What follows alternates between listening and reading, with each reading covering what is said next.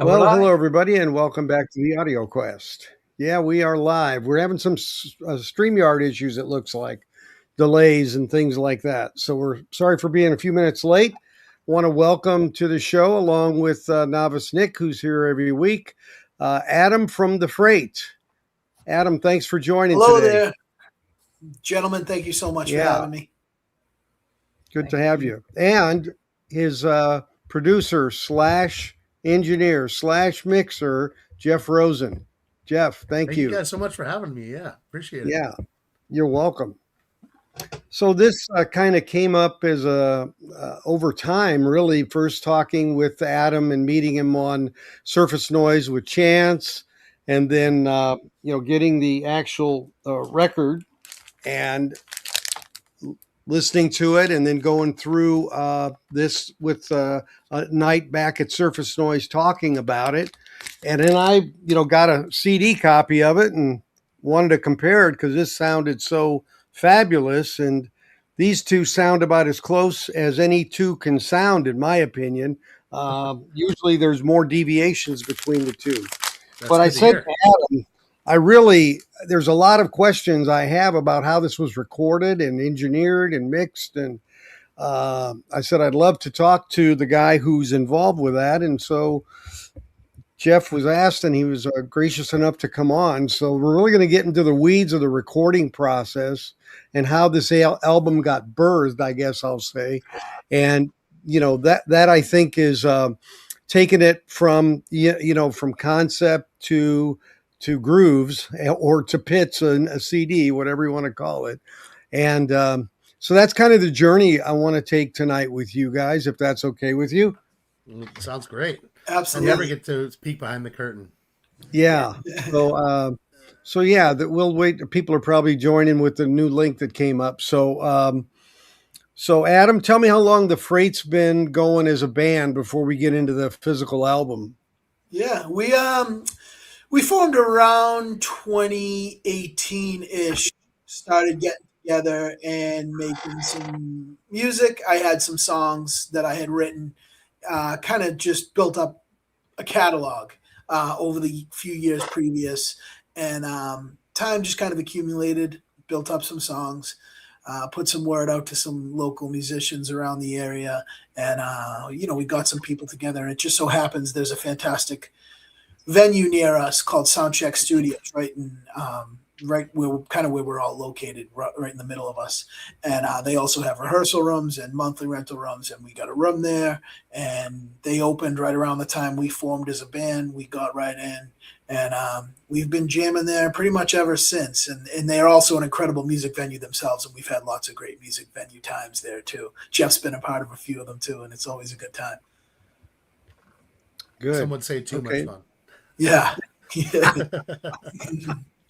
Well, you got to have some fun as part of the equation, right? 100%. Yeah. But we were actually going to talk to you guys from your studios, but tell us about how Boston's doing today. God, we got like over 2 feet of snow in the last 24 hours. And it's like, my wife was just telling me it's like basically some areas around us have gotten more snow than the blizzard of 78. And it's been crazy, like crazy. Yeah. Yeah. Yeah. So Snow's drifted about 5 feet high in my backyard right now. I couldn't even open my front door if I wanted wind, to. 60, 70 mile an hour gusts, I heard. Yeah. Crazy. It's been Crazy wild out there. Wow, that's a They storm of go ahead, 70. The storm of 78. I was in Philly. That was oh my gosh. Yeah. So if it's worse than that, God bless y'all. Yeah, I don't know. It's pretty crazy. Well, they got it right, though. At least they predicted it, and they got flights canceled and people and stuff shut down. At least they got that right. That's a good thing, because there's been a couple of busts that they've missed up here too. So at least that's good. Well, better safe than sorry. Yeah. You talk about a job that's damned if you do and damned if you don't. Oh, 100%. Yeah. I wouldn't want to do that one. 100%. Yeah. So go ahead and take us through your, the infancy of Tales of Maybe, which is the title of your album. and where that came from, and let's get started and how you got Jeff involved and all that, Adam. Absolutely. So I've known Jeff, just being friends with him for years and years and years. God, I don't even know how many years, but it's got to be probably 10, 15 years, Jeff, I bet, right? That Yeah, we've known each other. Yes, yeah. And then just from being like, because Jeff is a fantastic musician in his own right, and he is in the music circle around the area that we are in the South Shore of Massachusetts. And he's been gigging, he does solo gigs, he does, bar gigs, and he's a fantastic singer, songwriter himself, musician, guitar player. And so I've known him in the music scene for a long, long time. Then he started, we started talking about recording processes. I was telling him that I was interested in recording, and he was kind of in the process of putting his studio together. He actually put his studio together at the place Soundcheck around the time when we moved in. He moved in to his room and started to kind of create his space as a recording space. So while we're rehearsing and jamming these songs, Jeff's putting his studio together, doing his thing. We're also neighbors in Soundcheck with rooms, so we're seeing each other all the time, and talking about what we can get going. And eventually, we had a good bit of material really worked up that we felt comfortable and like we were ready to get in the studio and record. And we did that. But we had recorded, I want to say like 8 or 9 singles that we have out there just digitally, actually, that aren't even on Tales of Maybe, that aren't on any physical media, that were just recorded digitally, that we recorded with Jeff previously. So we had worked with Jeff probably, I want to say it's like 8 singles that we have, or 9 singles that we have previously to Tales of Maybe, that are just digital out on streaming, that were also recorded by Jeff. So we had a history of working with Jeff, and then we had put together, in the meantime, the catalog of the songs of Tales of Maybe, and that's when we kind of really dug in. The decision was made, really, it was my call to make it about wanting it to sound good on vinyl. That was the that was the switch that I felt like separated the project for me from anything else. And I didn't care what it sounded like on streaming at all. I wanted it to be focused on, sounding organic, sounding open. And it was helpful to go to Jeff, because we had worked together so much previously. It was helpful to go to Jeff and be like, listen, this is what I'm thinking. Like, do you think we can execute this? And he's like, yeah, let's do it. And that was about the time we got the Trident board too, Jeff, right? Like, yep. And then all at once. Yeah, and so like that obviously helped, because we managed to score this beautiful vintage Trident 65 recording desk mixing board, and it has a magic sound to it, and that was a big help, getting that awesome sound that I feel like we managed to get. But the things just came together, and it was, it doesn't hurt when, you're friends first. Me and Jeff have known each other for a while. Jeff knows the guys in the band. This was a labor of love. Like there was a lot of work we put in, and Jeff put in a lot of hours and work, and I was with him for a lot of it too. But, we had fun too, Yeah. Yeah. So let's, so you had the project. I'm sure you were starting to develop some songs you wanted to put on it. Yeah. How much did you have to do ready? Did you have a few and record them? Did you get them all? And then what was that like? We had it was mid-January of 2024. And we had a gig down in Cape Cod, and it was a freezing night. And we had a good old time that night in Cape Cod. We stayed at the keyboard player's family's house down in Cape Cod. And we were scheduled to come in the studio with Jeff the next morning. It was a Friday night gig. And we were like, we wanted to start early to get in before anything was going on at Soundcheck Studios, so we could get in, have it set up, be ready to go, and like just get a day recording. So we go in really early, and we were out late having a good old time on Friday night, so it was tough to rally the troops from Cape Cod, and we made the drive back. But we did it, and we made it. We got in there, and we did the bass tracks for every song. We originally recorded 11 songs, only 9 are on the record. But we did the bass tracks for 11 songs. So meaning that we did guitar, bass, keys, scratch. Are we losing you? You're losing him? Yeah, He froze. It's so cold in Boston. He froze. Somebody opened the front door and chilled him out. Yeah. I wouldn't be surprised if they're losing power at some point. I'm here. And then, there he is. Yeah, there you back. That was sorry. That was the ghost of Soundcheck Studios coming in there. So we got in Soundcheck. We laid down. We laid down the tracks for 11, the bass tracks for 11 songs in one day. Busted them out, and the next day I think we went in and like touched some things up. But we recorded the whole thing pretty much live, and then just overdubbed guitar solos. We redid a couple things here and there, but for the most part, we tracked all the bass tracks for every song live. Oh, okay. So I just want to be clear. When you say bass, are you saying B-A-S-E or B-A-S-S? B-A-S-E. The bones. Yeah, the bones, right? The bones of the track. So the basic. Yes. Okay. Yeah. So Okay. You did 11 of them. 9 of them are on the album, so there'll be 11 on the CD. That's an interesting point. We went with 9. We decided to do 9 because I didn't want to make the CD more special than the vinyl. Okay. Right. So I was so geared for the vinyl. I didn't want to have the CD have more value than the record. Well, you can save them for the next album. Exactly. Yeah. I got you. Yeah. Yeah. No, I get it. That makes sense. Okay, cool. Well, so let's talk about now, Jeff, let's get to you because, you don't walk in and all the mics are set up where you want and everything. So let's talk about this producer role. Let's talk about what's involved with the role as a producer. Yeah. So I think this project in particular was, Adam kind of touched on it before. We had worked together several times, and we had, done a lot. We had learned a lot from each other. I had learned a lot, and we had tried out some different styles. You can really hear on some of the Freight's earlier work some different like mixing styles, production styles, which was awesome. And we were always learning. Every project gets better and better, and you always learn something from the last one. So going into this. Adam saying that he wanted it to sound good on vinyl was like kind of our compass for the entire project, and we kind of followed that from the beginning. So that's a big reason why we wanted to do so much of it live, because that's a huge part of that organic vinyl feel, and especially the old school bands, that's how they did it. So we had a very specific vision in mind for the project, and then we had a very specific plan for how we wanted to accomplish that.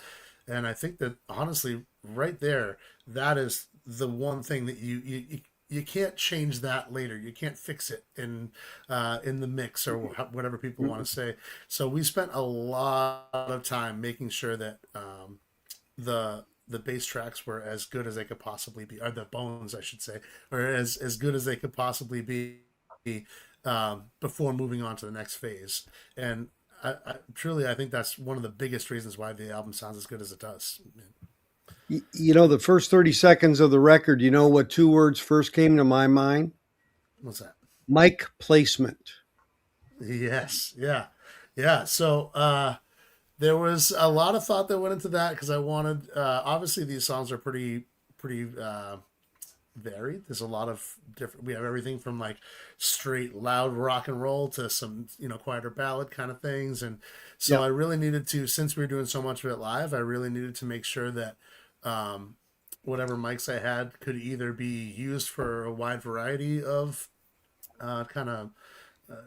different like mix elements, or I needed to have enough mics that I could pick and choose which ones I wanted to use for each song, which ended up happening a lot, like say with the drums, some of those drum sounds have a lot more of the close mic elements, as opposed to some of them have mostly just room sounds, but just having a ton of inputs on that beautiful Trident board really helps me to, I don't have to pick and choose. I can have a little bit of everything, and then I can keep what I want for the mix later.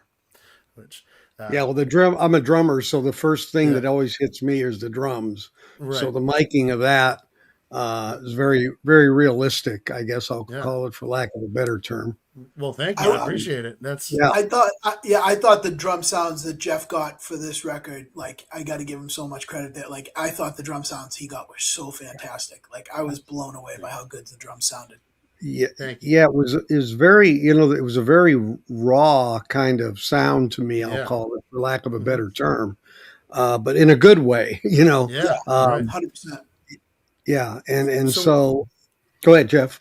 oh, I was going to say one of the things that Adam has been very picky about and adamant about, and sometimes to the point where I was like wanted to strangle him was he didn't want anything digital or fake at all on this record. We wanted to keep it as real and analog as possible, which seemed like a restriction sometimes as it was happening, but I think in hindsight, we really had to nail those sounds and really had to get the mics right and really had to spend time listening to the tracks and redoing them and getting it right at the source, and that's a huge reason why it sounds so raw. There's no drum, modern techniques like drum replacement and or even like supplementing Yeah, supplement with samples is it's just so yeah, commonplace now. It's almost ubiquitous, and we have.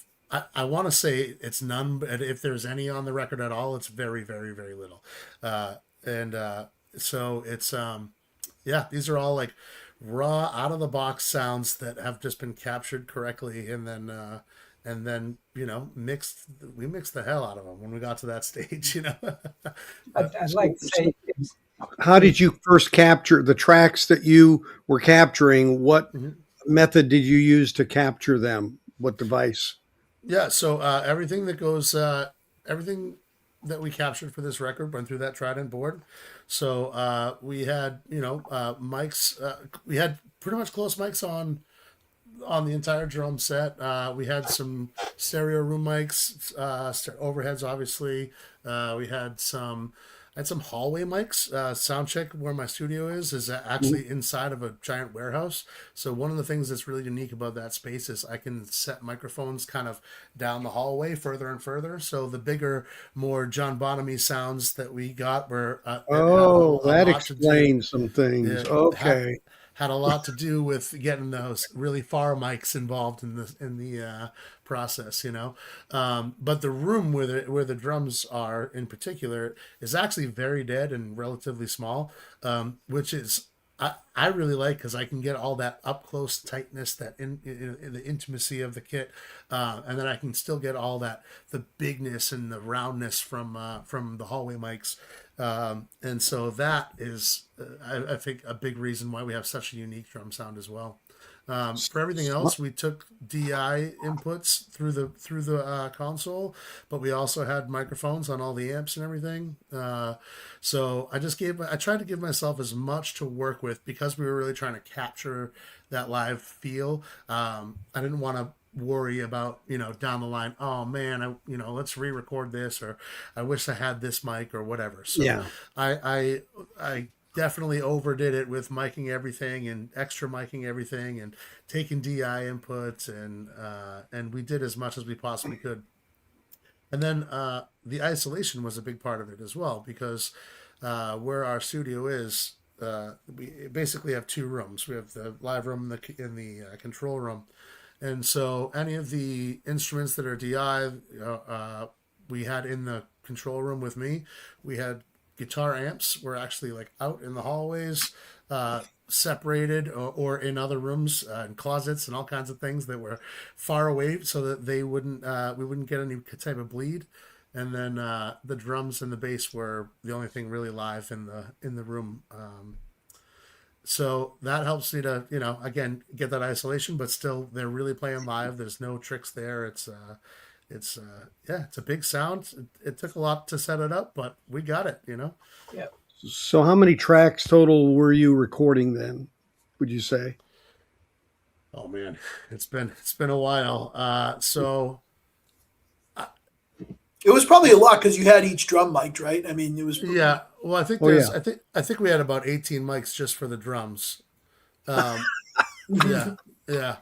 Yeah, I So say you had quite a few for the drums that I can hear. yeah, yeah. So all together between, so my the limit is my interface, and that Yeah. has 40 inputs.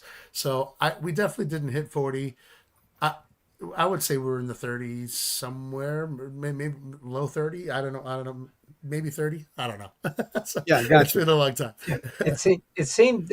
It seemed that Adam's insistence on not using digital work made you rather more creative than and not taking the lazy way out of digitally mixing or adding, but you came up with other solutions A which were 1000%. outside Yeah. outside the box.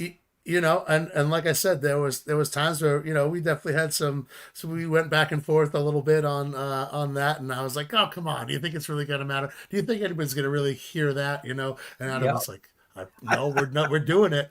And I think that was one of the biggest lessons that I took away from this project in general, because now it's the only way that I'll do it. but After hearing how great this album came out, now yeah. all of my project since have been, no, we're not.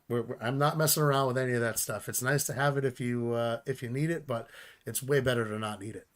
Yeah, I listen to a lot of genres of music, Hmm. and one thing about all of them that they have in common is when you mic the drums properly, it means you paid attention to every other instrument, because Yes, the drums are just such a, don't want to use the word pain, but they're very particular yes. There's a about lot of how that ways to mic's screw it going to up. pick up that sound, Right. and then to have it on the mixing board. So if you, with every genre pays attention to the drums, Yep. everything else is usually well mic'd. Yes. So Yep. Yep. yep, beautiful Yeah. job.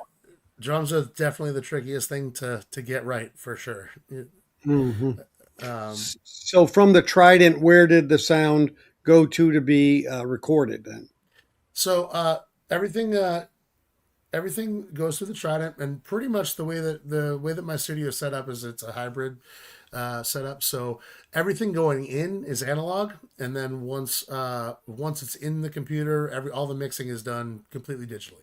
So that's why we wanted to try to get the best sound we possibly could before it even hit the computer.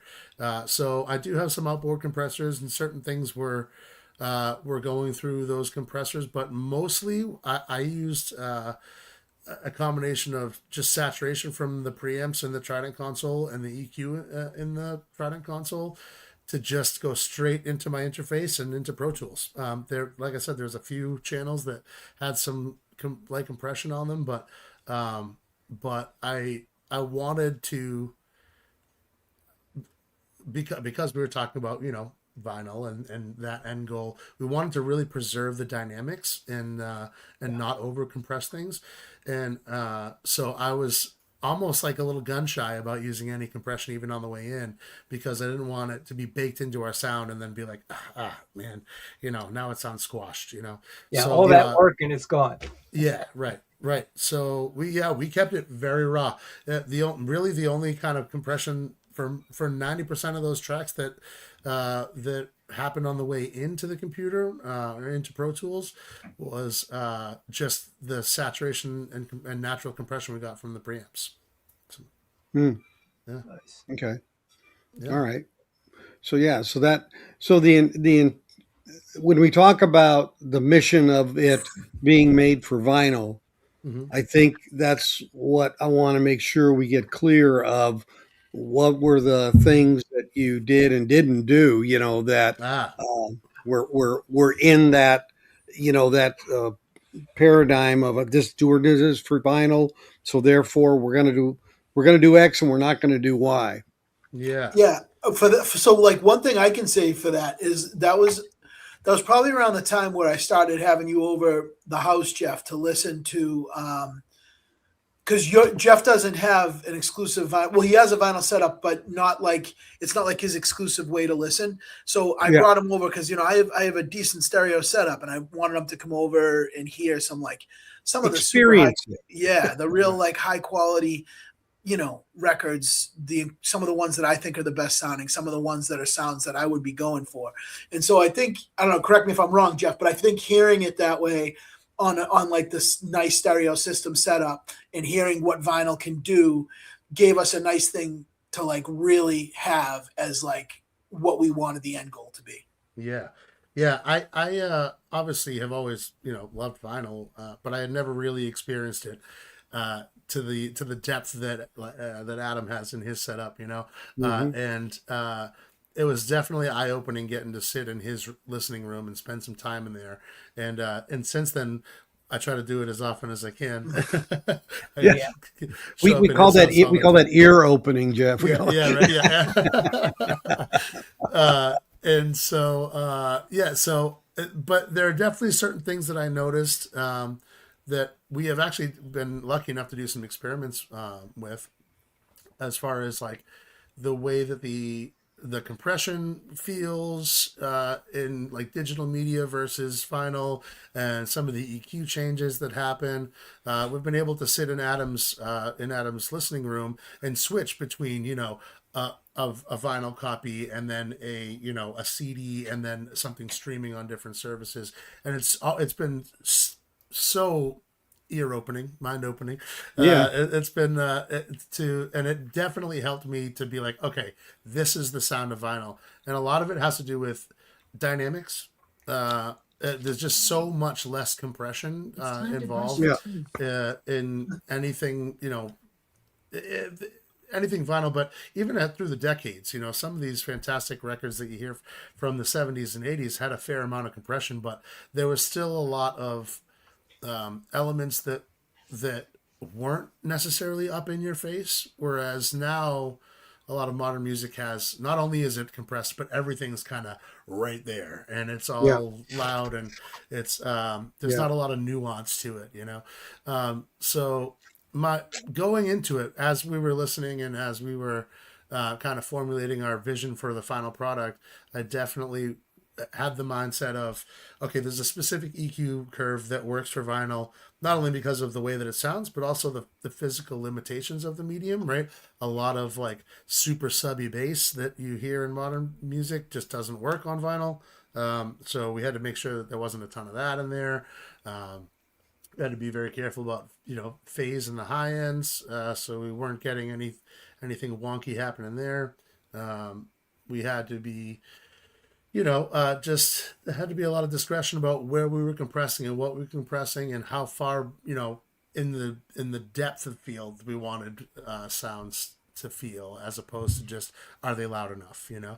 Um, and I think that was really like the like I said, kind of the guiding compass of the entire project, and uh, it worked, but it didn't always come right out of the gate the way we wanted to. So it definitely took some experimentation to like make that happen, and going back and listening to mixes in Adam's room and being like, okay, that's not quite where I thought it was in the mix, and so a lot of trial and error for sure.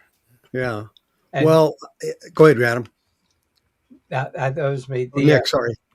The other thing is how much room are you going to give over to bass on that vinyl, because that Yes, bass is going to take up more space on that right, platter.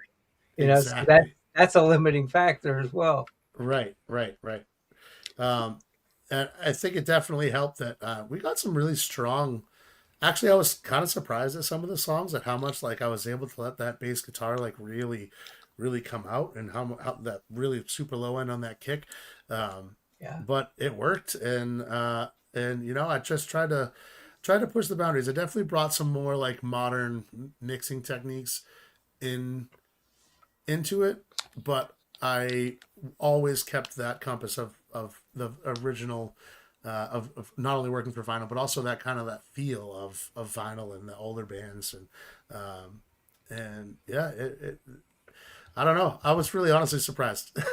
So, Well, I said it at the top of the show. I'll say it again. So we have a lot more viewers now. Is the vinyl and the CD are sound so close to one another.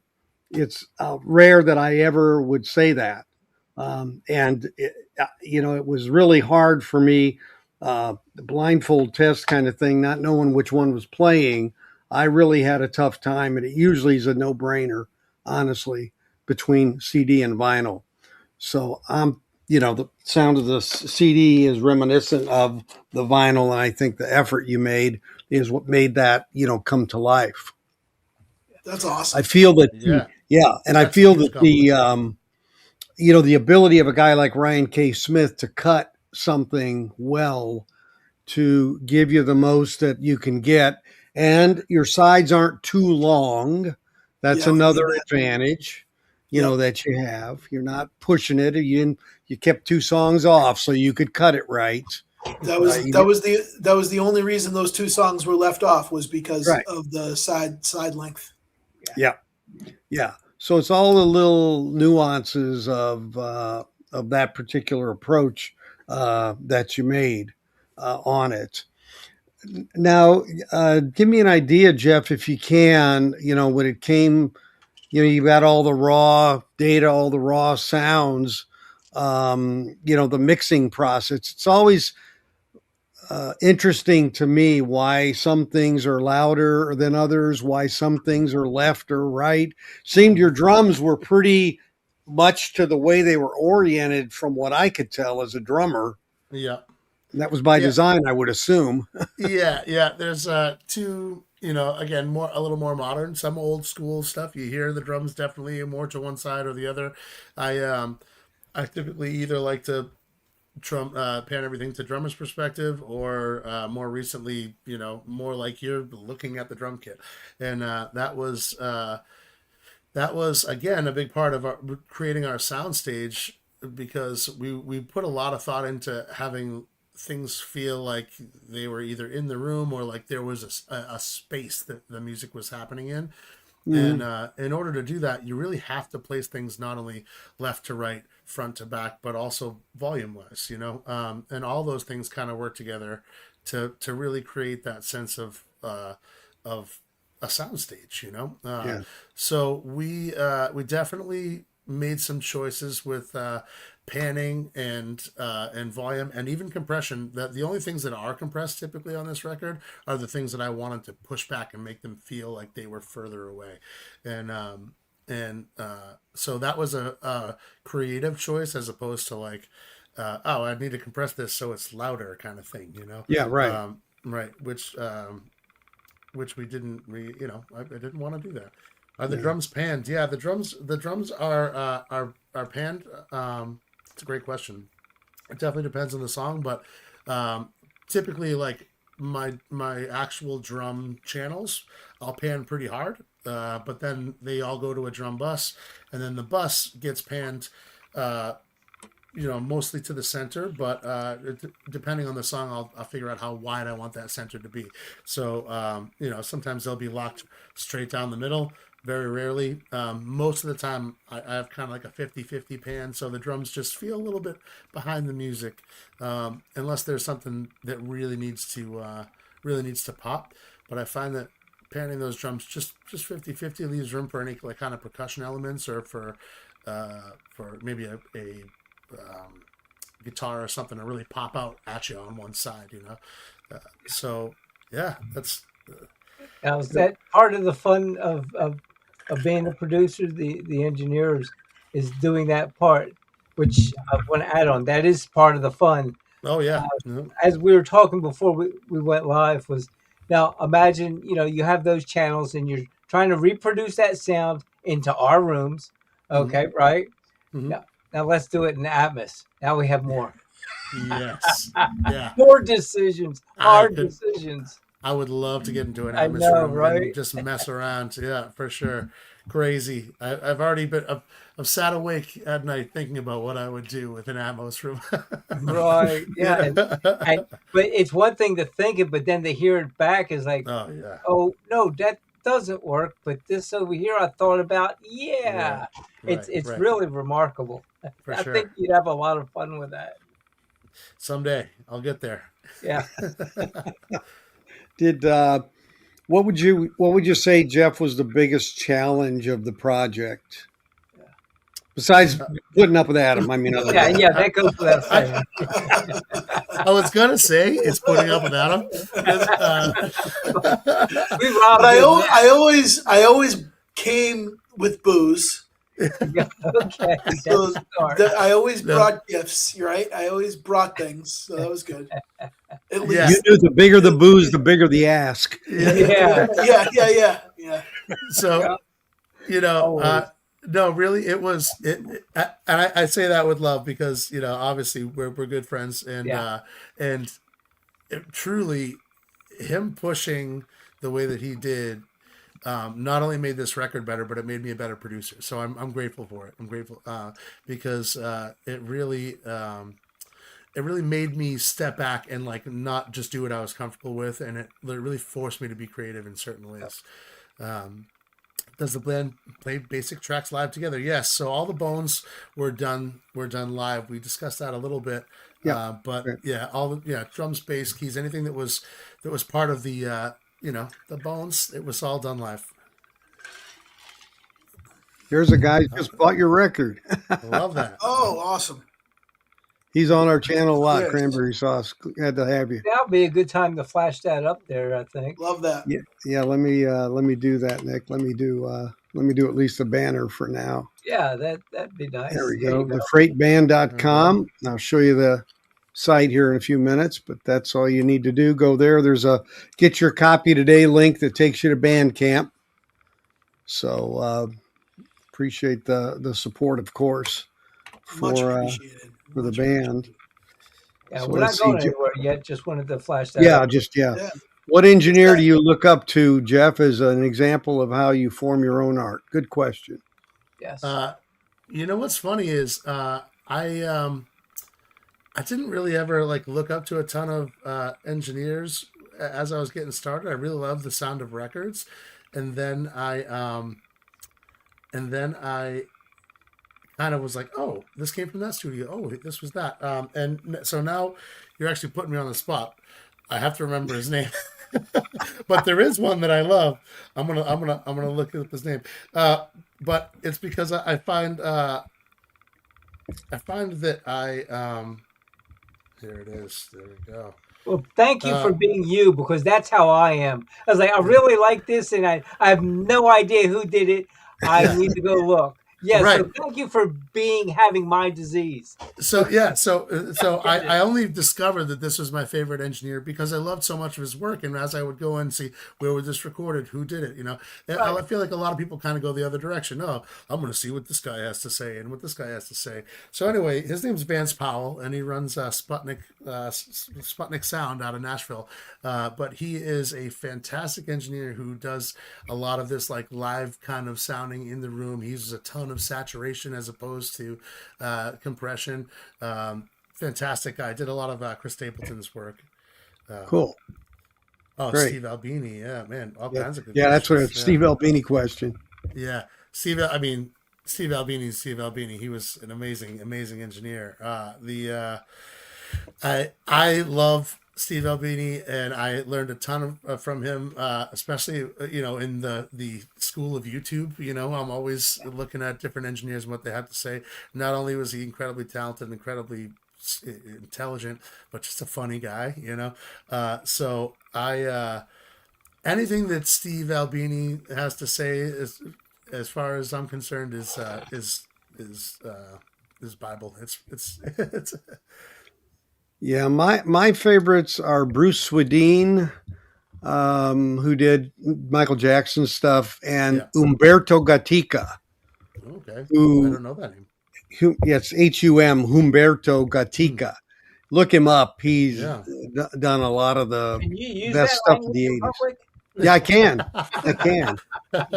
He worked a lot with David Foster. So, I mean, it just, I could almost tell a recording that he engineered just by just going, that sounds like his Yep. stuff. It's, Right. so, We do put our sound on it for sure. That's the idea. Yeah, you I get think one thing that I can say with Jeff is that kind of talking about like what he was saying about lots of different things. Jeff's really good with sounds and like maybe not necessarily like nailing down which producer did what or naming who did this and this engineer did this or whatever, but he's so good at like everything I showed him, he was so open to hearing. And like, I'm like, so how do you think he got that sound? And he would like come up with a great idea of how he thinks he got it, and we would try to like capture it that way. So that's one thing I could say about Jeff, is that like anytime I showed him something production wise that I thought that caught my ear, I'd be like, oh dude, George Martin did this and this came out this way, and he'd be like, oh, he must have, maybe a modern way to do this would be this. And he was so good about just trying new things that I heard and like trying to execute it, which was awesome. Yeah, Great. I would say that's probably my favorite part about the whole process. Really, is like hearing something and being like, okay, now how do I do that? And figuring it out. And I think I've gotten pretty good at it. When I hear something, I'm like, okay, yeah, that's that sound. Or I can usually identify, an effect or compression settings or whatever it may be. Just after hearing it a couple of times, which is helpful when you have somebody like Adam who has a very clear vision, and we want to make it happen. Yep. No, that's exactly what you need. So once, so the mixing process, how does that work in terms of who all's involved in, making the final decision on, where things orient and, how much emphasis they have? How does that go for you guys?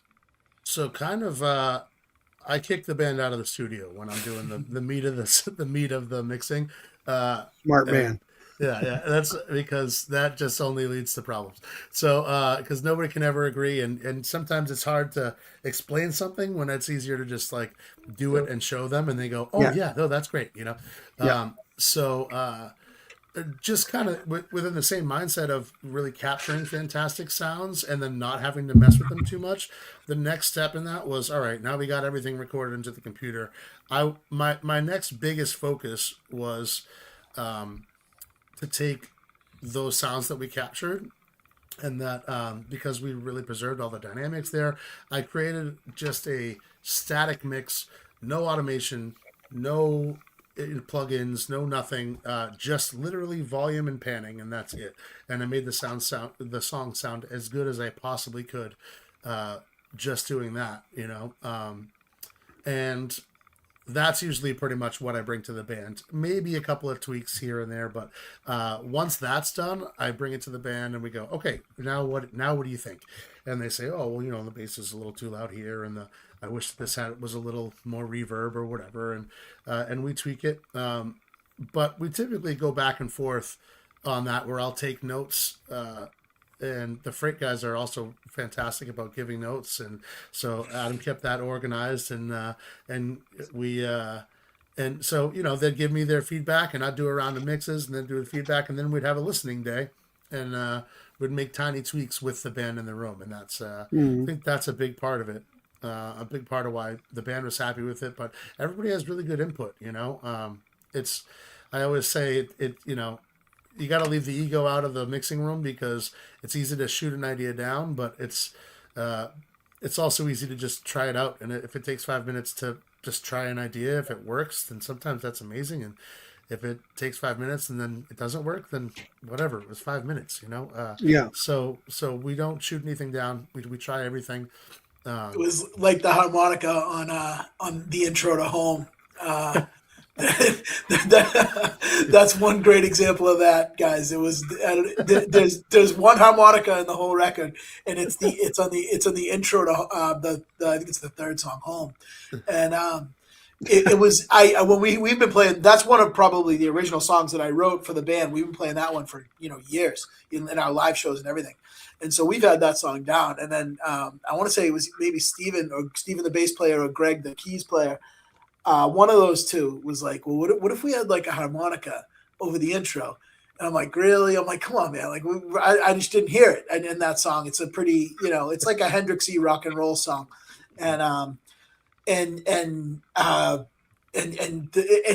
Greg, who was going to play the harmonic intro, and it's not a complicated harmonica part at all, but I was just so kind of like against it. I'm like, all right, let's try it. We'll just see if we like it. But Greg kept not being able to make the day that we were supposed to record it, and it happened like 3 days in a row. And I'm like, sorry guys, you're not going to do that, whatever. But then he eventually did it, right? He eventually just did it, and we all really liked it. So it's great. It stayed. But the kind of thing, like, you got to keep an open mind, and they encouraged me to keep an open mind, and it was for the best. And then there was the running joke that we were going to put a banjo into every song. Oh my god! And just Adam would lose that his mind. That one I stuck with. That one I won.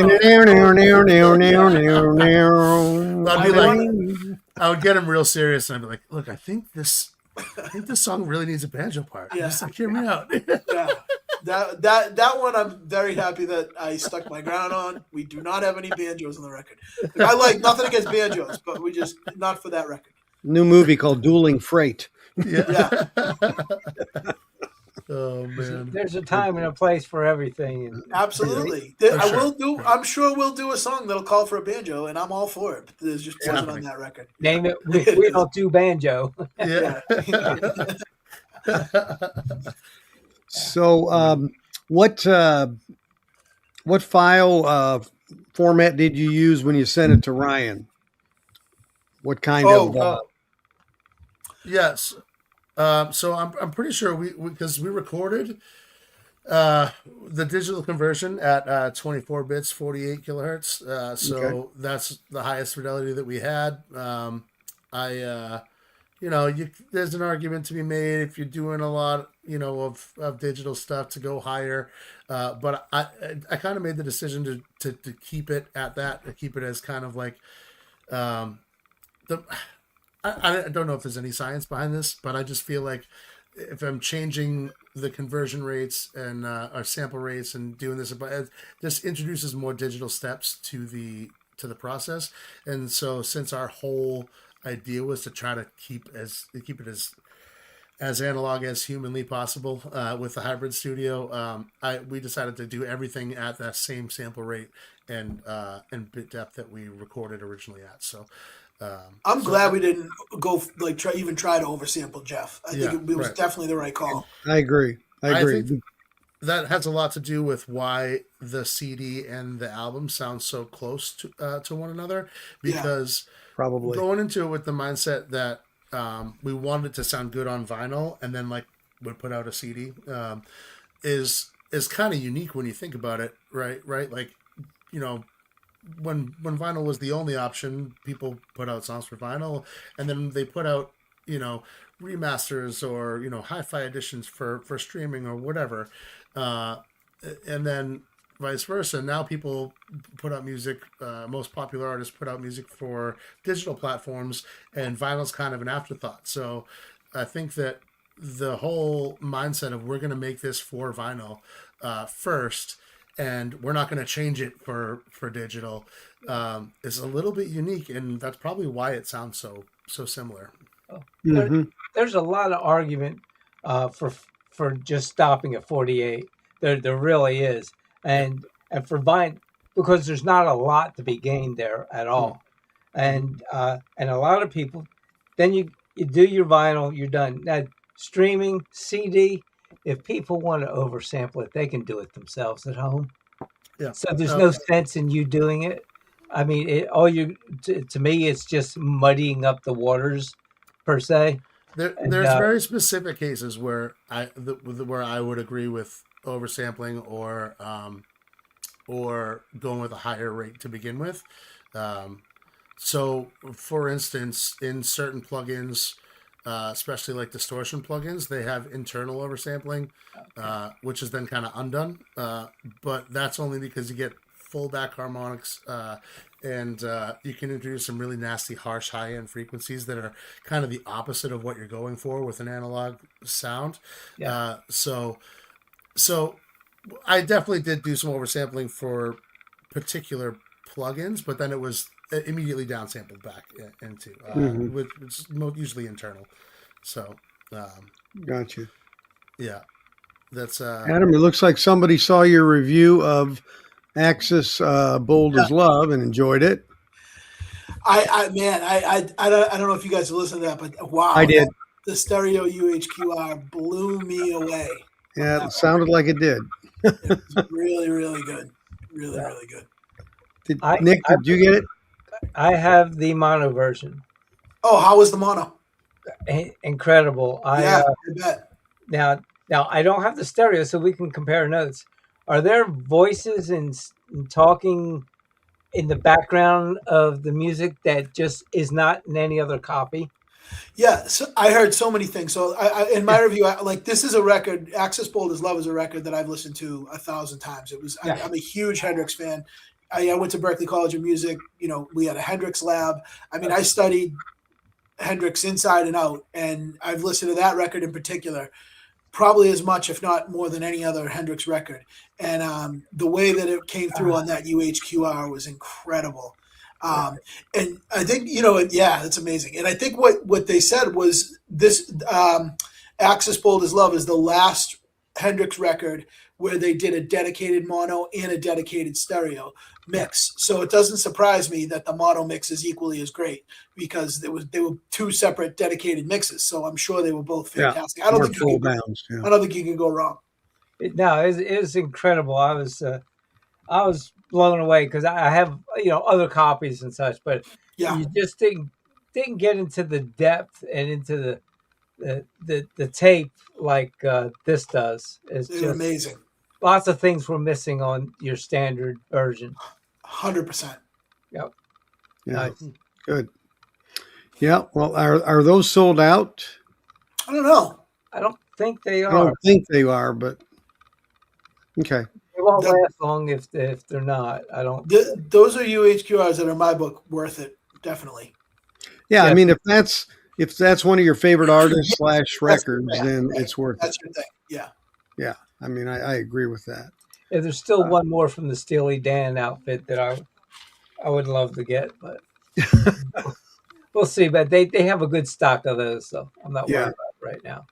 So one of our writers said that higher sampling rates can capture room sound more realistically. I think that's true natively. I don't know if upsampling it from something gives that to you. Yeah. But maybe natively, if you record it that way, I would say that could be true. I want to disagree. I don't think it's true. I think that. The statement you mean? I'm sorry. Yeah. Okay. I mean, unless there's something that I just don't know, which is obviously possible. I don't think that higher than 48 is going to capture any sound more realistically, more high fidelity. All you're really adding is super high end, and so. Like I said, there are definitely reasons to use higher sampling rates, but in capturing a sound, there is no. I'll say this with certainty: there is no mathematical reason why a higher sample rate should sound better for a room sound. It is doing the exact same thing that 48K sample is doing in the computer. Like I said, there are definitely reasons where.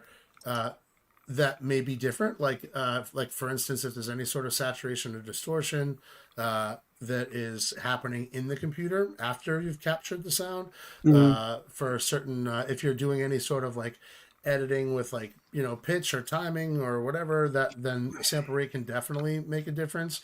But as far as just capturing the sound, I will have to disagree with that statement.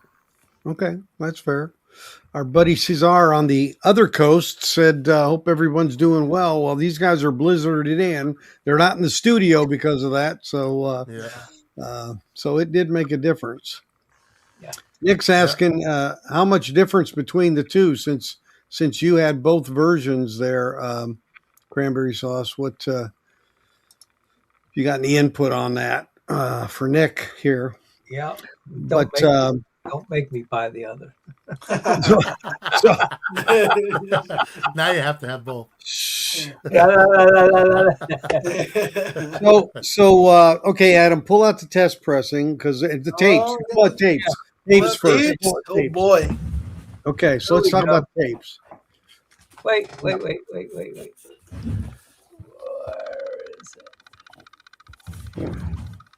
Sounds like he's. Oh, you got the drum roll face. Oh goodness. Oh goodness. Oh, look at that. Right. Sterling sound. Ryan K. Smith. and then I'll open them up for you. I don't Oh, take them out, but you can yeah, see. nice treat. Thank you. Very nice indeed. There you go. April Fool's Day. I know. Ah, I know. And then there's the other one. Okay. You see that all right? Yep. So each side is a tape. Yep. Yeah. So cool. I don't know if I've even seen these in person. You haven't? I don't think so. I hide them from you. I don't trust you.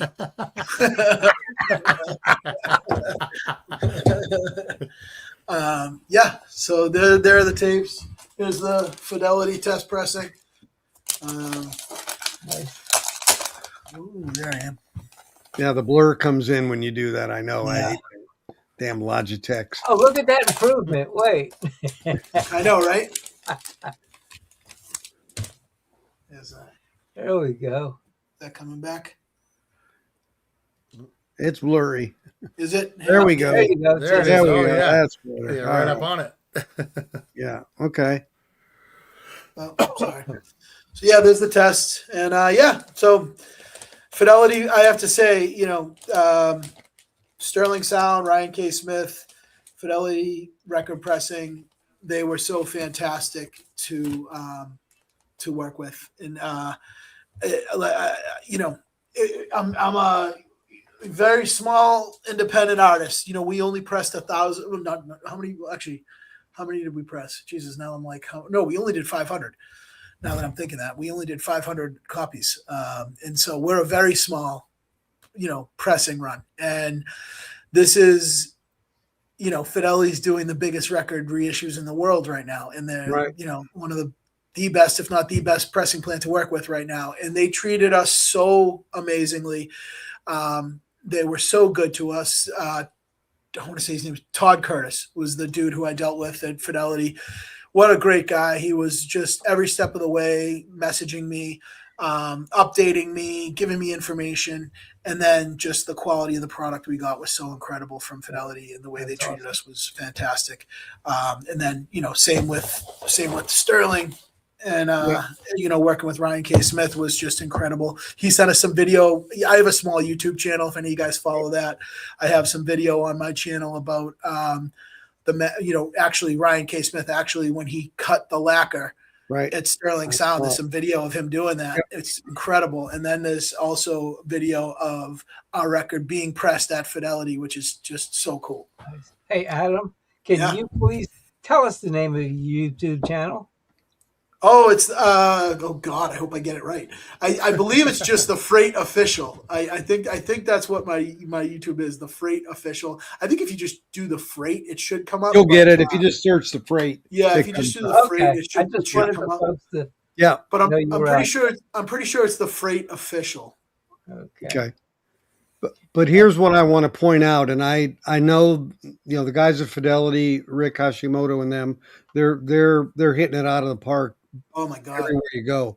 And Ryan K. Smith and Ted Jensen and Sterling, they speak for themselves. But 100%. I guess the point I want to make is you made the choice to get the best. And I say this all the time, they're not so hugely more expensive that it isn't worth doing. I think 100%. people have an illusion about that, honestly. 100%. And it's kind of like penny wise and pound foolish kind of thing. Yeah. And because that end product, once it's done, it's done. You got to live with it, right? So, whether 100%. it's Jeff's work, it gives honor to the band's work. It gives honor to Jeff's work. Down the line that he could hear that record and say, "Crap," listen to that. This could have easily been done. And it's no knock on anybody. People have to make choices. You know what I mean? These were decisions that were made by me early on. I wanted to work with the best mastering engineer I could possibly work with. I'm a big fan of Ryan K. Smith and his work. Honored to have him say that he cut my record. Honored. Yeah. Yes. Fidelity Record Pressing. Honored to say they pressed our record, just like any other record pressing plant. But in general, it's I'm not trying to judge anyone that does anything whatever way, whatever's in anyone's budget. There is, some price differences here and there. It's not like you're saying, David. It's not astronomical. It's and not. if for me, the goal was so important. Right. Like it was, the goal was everything. The to have this might be the only vinyl record we ever press. You know what I mean? Who knows? You know what I mean? It's not, because ultimately the whole process is not cheap, and we still have records to sell. We haven't sold out all 500, and we haven't barely. I don't even think we've broken even from the amount of money that it costs to record a record. You know what I mean? So you have to make that decision. That if that's what you want to do, you can't go into it thinking you're going to get all your money back. It just doesn't work like that, especially as a small independent band. So but I don't. Who knows if we ever, or when we make all our money back, we may not. But the point is that was not part of my equation. Part of my equation was doing this the right way, no matter what. And I knew this is what it was going to cost, and this is what I was dedicating to it, and this is what I committed to, and the rest of the pieces can just fall where they might. Mm-hmm. Yeah. Mm-hmm. The theme there, Adam, is that every step of the way, you guys chose the art over the business, and I think that's why it's such a good, it's such a great product because great point. That's right, Jeff. Yeah, and that's what's so impressive about the end product is when you hear that, that art was there down to mic placement, down to that you could tell. And, the band's playing the music. That's not their deal. So, someone's got to bring that to the table. So, and I think I like, and just to, I'm not just saying this because you're here, Jeff, but just, I mean it. The way we did this with Jeff for this particular record was different for us as a band, for sure. But I feel like, I don't want to speak for you, Jeff, but I feel like it was different for you too, with this end goal. And I feel like it's a credit to you too, because you were on board with doing this new thing. And who knows, we were just, all right, let's do it. Let's see where we go. And that's a credit to you too, is like being open to do it that way. Yeah, absolutely. And I know Jeff said earlier he's gained from it. So, in terms of learning and so everybody benefits from doing the best project you can. This was Caesar asked an interesting question here. Cranberry sauce, sorry. Are you able to preach the analog vinyl gospel to other bands you're in touch with? Listen, it's as analog as possible. I'm not anti-digital. Jeff has made sure of that, and I see the benefits of it. I know there are things about it. I do think there's something to trying to preserve as much of an analog sound as possible. I do think it makes a difference. It's just me. Yeah. I think most of us have that belief, and it doesn't throw digital out of the bathwater at all, I don't think. But at the same time, when it's done right, like I said, I can't hardly tell the difference between the vinyl and the CD when it's done right. Yeah. That's really cool. Yeah. So that's the point. And I mean, that's why I did a whole separate video on that, was to expound upon that point, because it can be done right. My first video about the record was as much about the vinyl, but really this surprised me a whole lot. That's awesome. Thank you so much. Yeah, that's like I said, it's a huge compliment. That's and I've been listening to records since I was 7 years old in 1963, and was on the CD beat when they first started. So I mean, I've heard a lot of them, and very rarely do they compare to one another at all. They're usually very different. Yeah. Some to the detriment, some to not the detriment. It just depends what it is. So he already answered you there, I think, yes, right? I clicked the wrong one. That's okay. That's the one you wanted. There you go. Okay. FOMO. Yeah. Not that you would have FOMO. You wouldn't have FOMO. No. So you have to cure me in a room. let me bring up Adam's site real quick while we're getting ready to close out here. Tales of Maybe the Afraid. There it is. Let's bring that puppy up here. So this is thefreightband.com. And you can see there below the album, it says order a copy now. That'll take you to Bandcamp to order this record. And again, go to his YouTube channel. It is The Freight Official. Thank you, Wyoming Dave, for putting that up there to Thanks, show Dave. us that. Yeah, you're always there, Dave. And in doing that, you can support this this band and the work these guys did, which was yeoman's work in my opinion.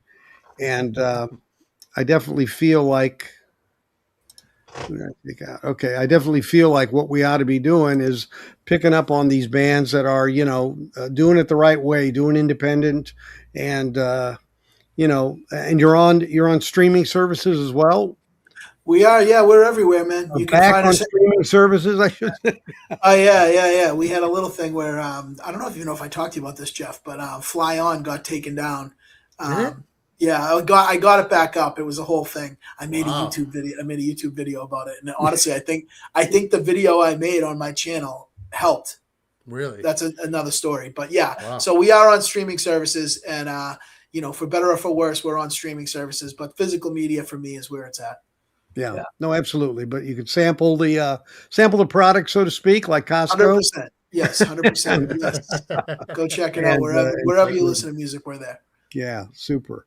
Well, you guys, I hope you can get out of your houses here soon, and it's happy to have power still. Too hard. Don't break your back by spring. Yeah, so by spring, yeah. So it's really been great doing this deep dive in the background. I really appreciate it very much. Thank you guys so much for having me. Yeah, you're very welcome. Grateful. So grateful. This was really great, really enjoyable talking to you guys. Really awesome. Yeah. Well, you guys have done the yeoman's work. So, it's a matter now of saying thank you for the effort, that you made and getting you some more customers for your product. That's always what it's about. So, well, if they're watching this stream, this is the people who we were wanting to get it in the hands of. You know what I mean, David? Like sure. This is the people who listen to records and appreciate physical media. Liking the music is another thing. That's all personal taste. But in general, these are the people who are watching who I had in mind about this record. Yeah. Good deal. All right, gents. Well, thank you, Jeff, and thank you to Adam. If you could do me a favor, you're going to go off stage, leave your computers on because it's going to grab a video of what it already recorded. So if you disconnect, I'll lose that. So if you could do me that favor for a little bit. We're here. Thank you, guys. All right, thanks so much. Yeah. Thank you, everyone. Yeah, thanks. Take care. Great. All right. Yes. There we are. That was fun. Yes, it was. That was fun. I like digging deep. Learned a lot. Yeah, it was interesting. Okay, what time is it? It's time to play Name That Tune. Yes, he is. Name that tuna fish. Yes. We got a tuna club, a tuna grinder, a tuna hoagie. Tuna Nick. Okay. All right. So we're back on the saddle. Uh-oh. David must be short on records. Wyoming Dave. He's back. He's back. He's back. Okay. Well, we have a few in the hopper that haven't been guessed yet. Yes. So we're going to bring out the old dogs and see if they find some new tricks. Yeah, we'll do that. So let me make sure the volume's up a bit here. And Alan's the only one that can steal one tonight. Who? Cranberry sauce? Yes, one score and he gets a record. All right. He's one. Okay. Everybody else needs to score this week and come back next. Okay. All right, let's go. I'll start with one from last week. Let's see if you can get it.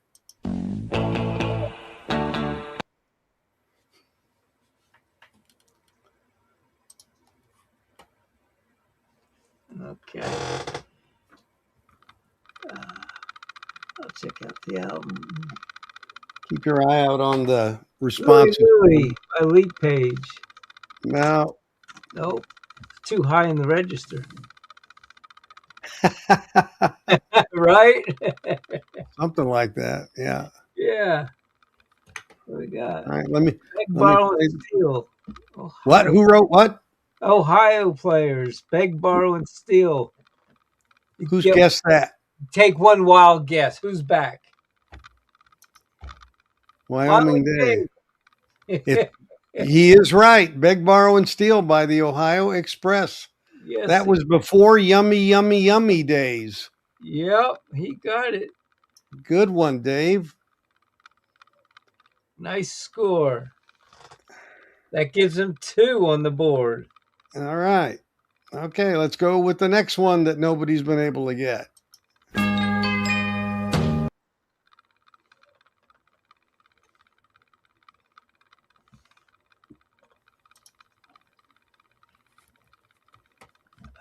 I have that 45 record.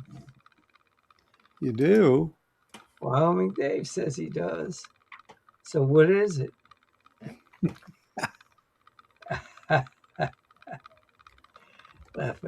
Laugh out loud. That's not the name of the song.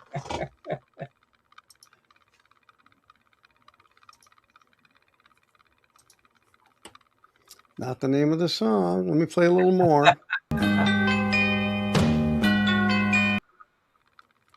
Okay. Not to beg, borrow, or steal, Nick. No, to beg, borrow, or steal. That was the last one. Yes.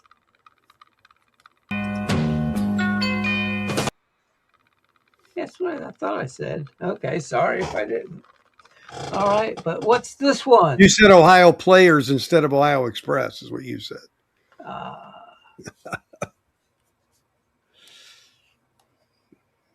Now, Dave said Ohio Express. He did. You said Players. Oh, okay. Oh, I got it. Humans, the Joker went wild. Who wrote that? Brian Hugh Caesar.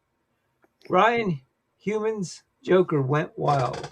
Brian Hyland, the Joker went mild. That's close enough for me. Okay. Brian Hyland, the Joker went wild. Well, yes, that's it. Okay. That's number 5 for Caesar. Number 5? Oh, I'm sorry. Nope. Say, I didn't know he'd won one before. Wait. No, okay. No, that's his first. That's his first. That's what I thought. Wow. I'm surprised. Okay, Caesar, way to go. All right, here's a new one. Oh, yeah. Only one, yeah. Hey, I tried, Caesar. What do you want? Making me dizzy. Is that a guess? I'm guessing it's a guess. That was cranberry sauce. It's not. Mickey. He just guessed Mickey. No, that don't sound like Mickey. Hey, Mickey. Nope. Nope, it's still not Hey, Mickey. Decent guess. Yeah, that was cranberry sauce followed by Mugu Mugu. Mm-hmm.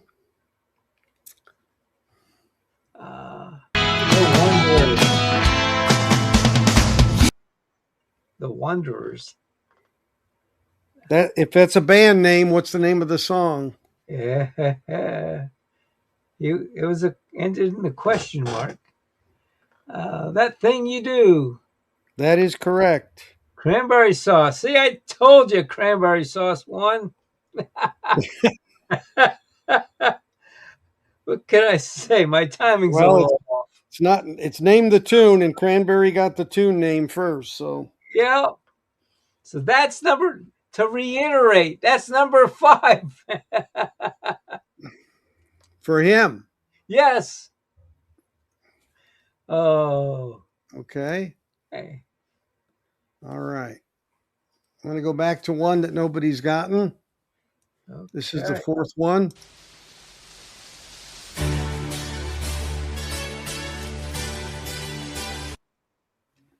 That's from last week? Yeah, I've done it before. Yes. And nobody guessed that. Wow.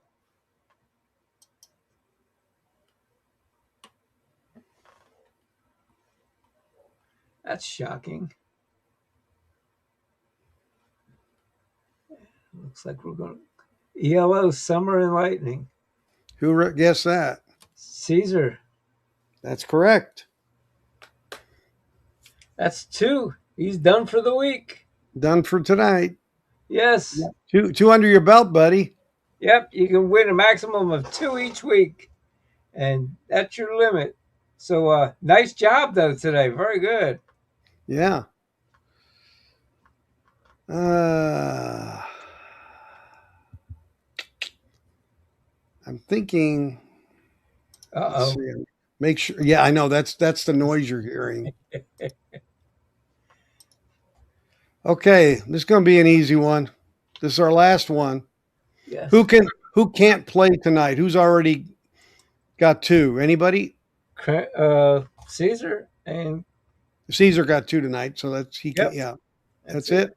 Cranberry only got 1, correct? Yep. Yep.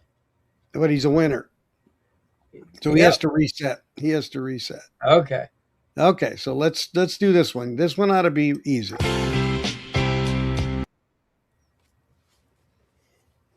Okay.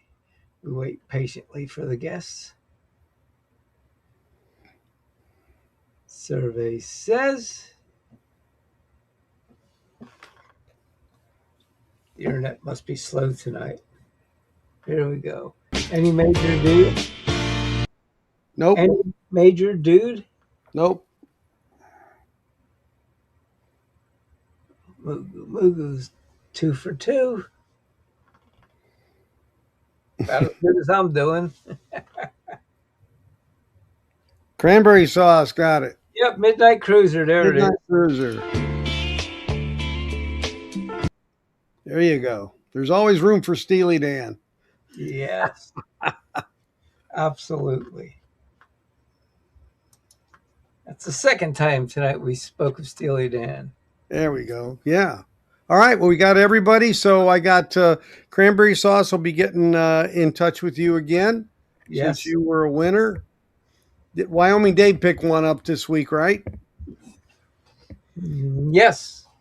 I'm sending him a double album since it took me so long for us to decide what to send him, but I've decided what to send him now. So okay. All right. So that's great. So next week we're lining up a guest for next week. I don't want to say yet who it is until I've double confirmed it, but I'm sure we're all set with that. And we're at the witching hour. I guess I don't know if Jason Rojas is having a show tonight or not. I'm not sure. He didn't last week, but the reason our show is early is because we gave Jason the space to start his at 8:15 Central. Can I give a shout out? Yes, please. We have time. Jeff Rosen. Hello, young lady. Great to see you. Hope you enjoyed the show. Yeah, thank you. Y'all can't see her, but she's a very attractive young lady, daughter of one of our guests, Jeff Rosen, Okay. producer. You're looking behind stage. Yes, sir. There you go. Yeah, she's been watching. Yeah. She doesn't want to go on camera, does she? No. She's shy. She's too young. She does not look shy. Look. No. No. That's great. Thank God she took after her mother. No, I'm kidding, Jeff. Oh, yes. That's an old dad joke.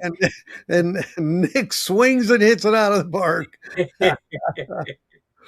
All right, everybody. Well, thanks for watching and joining us. And next week, we'll have another guest to talk about the Audio Quest. So everybody take care. Have a great, safe week. If you're on the East Coast, be careful.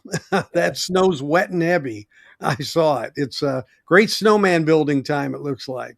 Yeah, if you could get to the snow. You got to get out the front door first. You do. Second story window. What's Dave putting up here? What is that, Dave? YouTube watch. I don't Is that for Jason? Jason's supposed to have a show tonight. Okay, great. Thank you. Appreciate that. Yeah.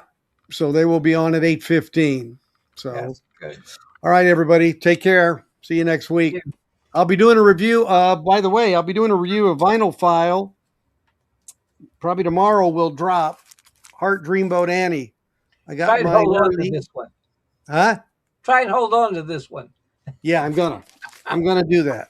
Try not lose it. Take care, buddy. See you. Bye.